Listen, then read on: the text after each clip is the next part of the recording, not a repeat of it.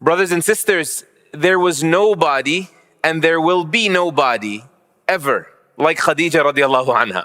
Not just because she was the only woman to be married to our Prophet sallallahu alaihi wasallam and have him all to herself for 25 years. Not only because she was in fact the very first person to ever believe in his message on the face of the earth. Not just because she was the only mother of his surviving children. Not only because she was the greatest woman of the greatest generation ever brought out to humanity, but because she may have actually been the greatest woman of all time. In Sahih al-Bukhari, the Prophet sallallahu alaihi wasallam said, خَيْرُ نِسَائِهَا مَرْيَمْ وَخَيْرُ نِسَائِهَا Khadijah. The best of her women, the women of her respective time, was Maryam, Mary the mother of Jesus, peace be upon them both.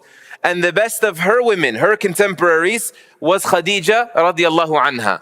As Imam al-Nawawi said, and then he stopped, sallallahu alayhi wasallam. He didn't referee between them, so the verdict may in fact be out. In another hadith, he said, sallallahu alayhi wasallam, خَيْرُ نِسَاءِ أَهْلِ الْجَنَّةِ. The best of all the women of paradise are Maryam ibnata Imran, may Allah be pleased with her, and Asiya bint Muzahim, the wife of the tyrant Pharaoh who believed in Moses, wa Khadijah bint Khuwaylid, the woman of the hour today, and Fatima, the daughter of Muhammad sallallahu alayhi wasallam. And he said, وَفَضْلُ عَائِشَةَ عَلَى سَائِرِ النِّسَاءِ كَفَضْلِ الثَّرِيدِ عَلَى سَائِرِ الطَّعَامِ. And the distinction of Aisha over the other women beyond these four is like the virtue of the most prized food we have over any other food. What made her so amazing? First of all, don't be surprised that she might be the greatest woman of all time, because it would be perfectly suitable that Allah set up the greatest human being of all time with the greatest, most supportive, most righteous woman of all time. And that is the first lesson today. That especially when it comes to spouses, life partners, they are far more often than we think reflections of each other. Oftentimes we like to think that our spouse or our spouse-to-be is that different from us, but they're actually not. And so the exception is rare. The rule of thumb is Allah sets you up with a person to keep your pace or close to it.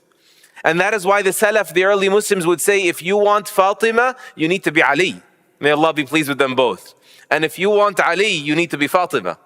To keep projecting blame that no one's good enough or my spouse is so bad, it's actually the wrong way to look at it. You may want to look in the mirror. But what made her so great? Some glimpses of her greatness, though we will for sure fail in this khutbah to communicate her greatness. Take this one hadith, for example. In Sahih al-Bukhari, the Prophet ﷺ told us that Jibreel said to me once, Khadijah is turning the corner right now. With her is some food and some drink. When she comes, tell her, أقرئها السلام من ربها ومني. Tell her Lord is extending to her salams, greeting her, and extend to her salams from me as well. And the hadith continues, but Khadijah comes and he says, Jibreel just told me to tell you that Allah relays you his salams. And Jibreel as well relays you his salams. How does she respond? It's actually an indication, a testament to her greatness. She said, Inna Allah huwa salam. وَعَلَيْكَ وَعَلَى جِبْرِيلِ السَّلَامِ. Allah is the source of all peace, and upon you and upon Gabriel be peace. I want you to realize, this is early Islam. She didn't need to be told, you don't say peace be upon God. God is where peace flows from. There is no peace, no harmony, no tranquility, except that it comes from God, and if it doesn't come from God, it doesn't come. So she said, Allah is a salam, and upon you and upon Gabriel be salam. You know, even some of the senior companions made this mistake, by the way. Abdullah ibn Mas'ud radiallahu an, just a contrast. He said, we used to say, when we were first saying tashahhud in prayer, As-salamu ala Allah, As-salamu ala Jibreel, As-salamu ala Mikael. Peace be upon God, peace be upon Gabriel, peace be upon Michael. And the Prophet ﷺ would correct us and say at-tahiyyatu lillah. Don't say peace be upon God. Say all salutations, all honorings belong to God, and peace be upon the righteous. Khadijah didn't need to be told that. She instinctively, intuitively had such a clear conceptualization, image, if you will, of God in her heart. God is as-salam. And then the Prophet continued to tell her, after the greetings from God and Gabriel, alayhi salam, he said to her, and he told me to tell you glad tidings, bashirha bi baytin fil jannah, of a home in paradise. A home that is made out of a pearl. It's not pearl tiles, it is a pearl, a massive pearl, 60 miles in the sky, carved out, that's your home. And in it, there is no loud noise, and in it, there is no exhaustion. Peace, tranquility, quiet, comfort. Why did he call it a home and not a palace when clearly it's a palace? Because she was the home of the Prophet ﷺ. You know, in English we say the difference between a house and a home is that home is where the love is. She was his sanctuary where he would go back to. You know, she raised his kids for him, even if it's the most righteous house. Kids are kids, humans are humans. It can get loud. Life is never an Instagram moment, as they say, right? It's not picturesque. It's work, it's labor. Life is strife, as they say. She was his home. And so Allah picked for her a perfect prize. She gets a home where there will be no more noise and no more exhaustion.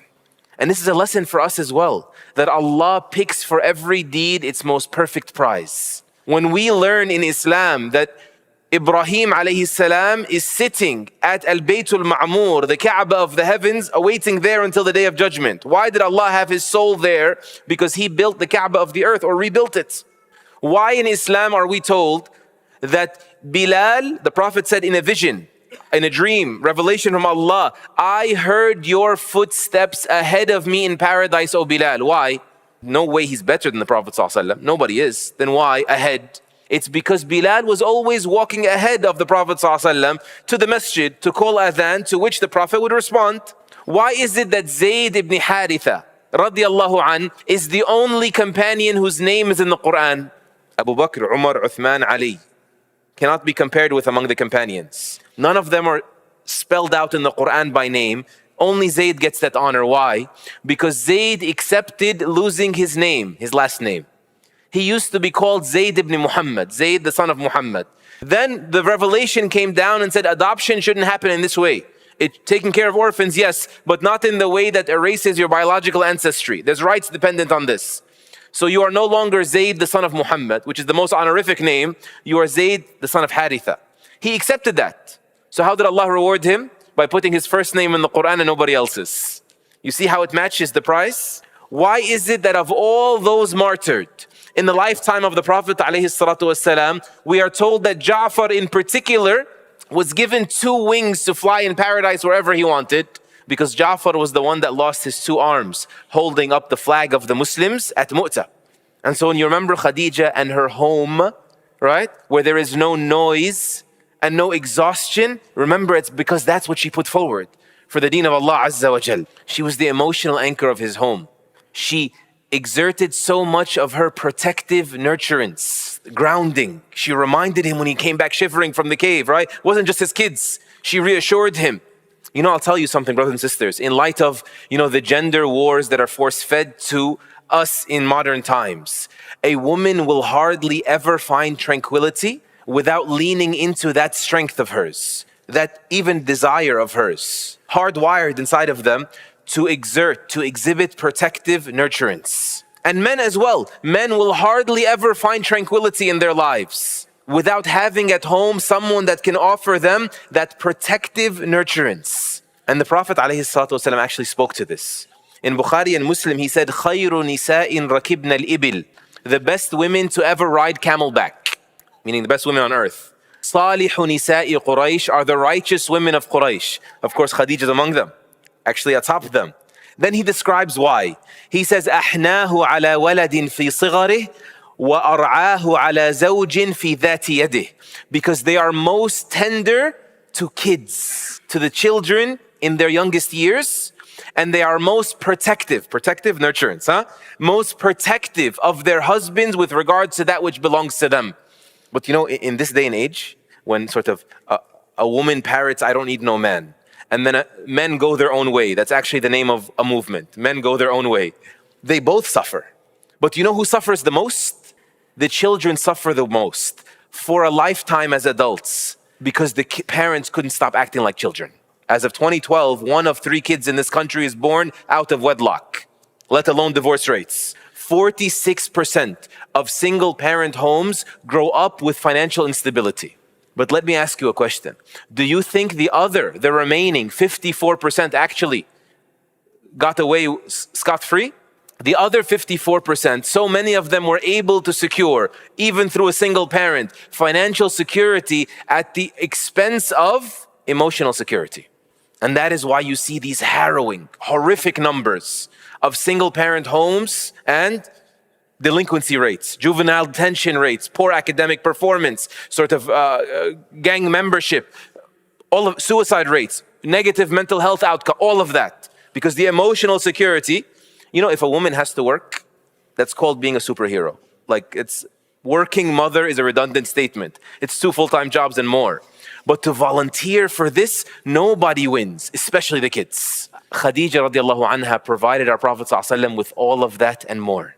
So much so that our mother Aisha radiallahu anha, who is the most virtuous of women on the planet, but she was still human. So she says, I was never jealous of any of the wives of the Prophet ﷺ the way I was jealous of Khadijah, and I never once met her, but it's because of how much he would speak of her.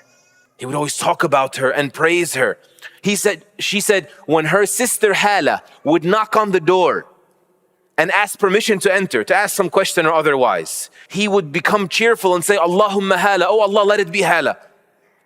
Because he said, because of how much she used to sound like Khadijah, like the register of her voice, how much she used to speak like Khadijah, she would use similar phrases. Then he would let her in, he would welcome her, and he would say, Kayfa antum ba'dana, how are you guys after us? Meaning after the families went their separate ways, naturally, right, with the death of Khadijah radiallahu. Then he would slaughter a lamb, she says, and he'll say, where are the friends of Khadijah?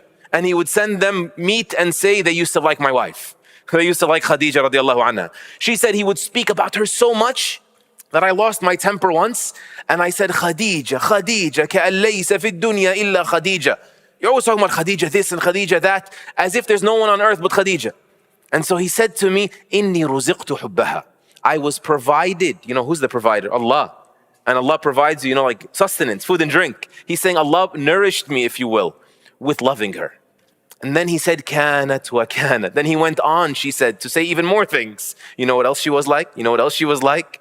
Aisha radiallahu anha said, one time I lost my temper and I said something that I spent a month asking Allah to cause the Prophet to become pleased with me, and I promised him that if he does, I'll never speak negatively of Khadijah again. What did she say? She said, one time I slipped and I said, عجوز حمراء الشدقين هلكت في الدهر أبدلك الله خيرا منها. Like, I don't understand. This is a senior elderly woman with red gums. You know, red gums means teeth had fallen out. She's trying to say like nothing's there but red gums, right? Red gums that had died of old age. Allah has replaced you with someone better. She's referring to who? To herself. And the Prophet ﷺ stopped her there. And he said, مَا أَبْدَلْنِي خَيْرًا. I swear to you, Allah never gave me anyone better. And we all know what Aisha meant to him. He's saying, no one ever gave me anyone, Allah never gave me anyone like Khadijah. And then he said, she believed in me when the world rejected me and called me a liar. And she spent on me from her wealth when the world withheld their resources from me. And Allah provided me with children through her and did not provide me with children through any other woman. This is also why, brothers and sisters, it is incredibly difficult to imagine how difficult it was, how hard on him it was to watch him die in front of him, watch her die in front of him after the starvation of the 3 years of boycott. You know, the Muslims were forced between two mountains, and those who were not physically capable, they slowly deteriorated. He saw her falling apart in front of him and was powerless in the worldly sense to do anything for the one that kept him together from falling apart herself. So much so that when she died, it was called the year of grief, Amul Huzn. And this is another important lesson. Whenever life lies to you and tells you things aren't going your way, God hates you or something, did God hate the Prophet ﷺ? No. He gave him the most difficult of tests, and only he is able to give him the patience to go through those tests, and you're the same in that regard. He wishes to elevate you, gives you tests that you can handle if you just turn to him the right way. You know, as the poet said about all of the trials he gave him, he said, you never saw your father's face and hardly felt the warmth of your mother's embrace. Then your grandfather who adopts you now, his heart would burn with concern. And then death would come to him in turn with no one to look up to. You're still a child at this point. You set your gaze to the sky. And when you live for truth, it hurts. It cuts deeper when they say that you lie, the poet says. He says, doesn't it? And yet you move on. You take it all in stride. The honest prophet who by his own people is belied. Then he has only two pillars of support, an uncle and a perfect wife. And in the same year, the year of grief, both would lose their life. Gabriel came, gave Khadijah his salams, gave her news of a house in paradise, but then another angel had to come to your house to collect the price, the angel of death. He said, then you went to a Ta'if seeking support for the mission you have to spread. They taunted you, they stoned you, they sent their kids after you, till they stoned you until you bled. And then at Uhud, you're struck with vicious blows. And then your wife Aisha, she is accused with rumors, accusations that caused pain Allah only knows. And then he says, and then Ja'far, your dear cousin Ja'far, his absence ends, and from Abyssinia he would come. And on the same day he is martyred, Ja'far, along with Zayd, your adopted son. And then Ruqayya would pass away, and Zainab, and Kulthum as well, his own daughters. And then you carry Ibrahim in your arms, with a heart that bursts and eyes that swell. Death will take permission from you, O Muhammad sallallahu alayhi wasallam, to take your soul but not the souls of those you love. And yet you never objected, sallallahu alayhi wasallam, to the tests that came from up above. The trials made you stronger, and for Allah's perfect company you would yearn. For it is to Allah that we belong, and to Him we return. This was the greatest man ever, because of the greatest trials ever, because he had from Allah the greatest love ever. Brothers and sisters, there's one more hadith I wish to include here for a profound lesson behind it. After the battle of Badr, the husband of the Prophet's daughter Zainab, his eldest daughter, was among the captives who had enlisted and joined to wage war on the Prophet ﷺ. Zainab was still in Mecca. He let her stay in Mecca because her husband was a good man, but then he joined. He was captured. People were sending packages, offerings as ransom to the Muslims in Medina to release their captives. Among what shows up in Medina is a package from Zainab. And they bring the Prophet ﷺ, and he sees the necklace of Zainab. The narrator says, فَرَقَّ لَهَا رِقَّةً شَدِيدًا. He became intensely, extremely emotional seeing this necklace. Because this was actually the necklace of Khadijah, she had given it to her eldest daughter Zainab on her wedding night. She's paying it to get her husband back. And so the Prophet ﷺ turns to the Sahaba and says, إِن شِئْتُمْ أَطْلَقْتُمْ لَهَا أَسِيرَهَا. If you're okay with it, you can release her captive for her, وَتَرُدُّ عَلَيْهَا مَالَهَا. And you can give back to her her wealth, her property.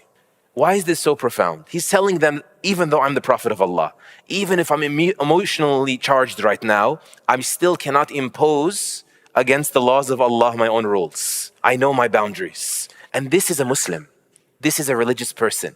Everyone's pious, brothers and sisters. Always remember that. When your feelings and the religion happen to coincide.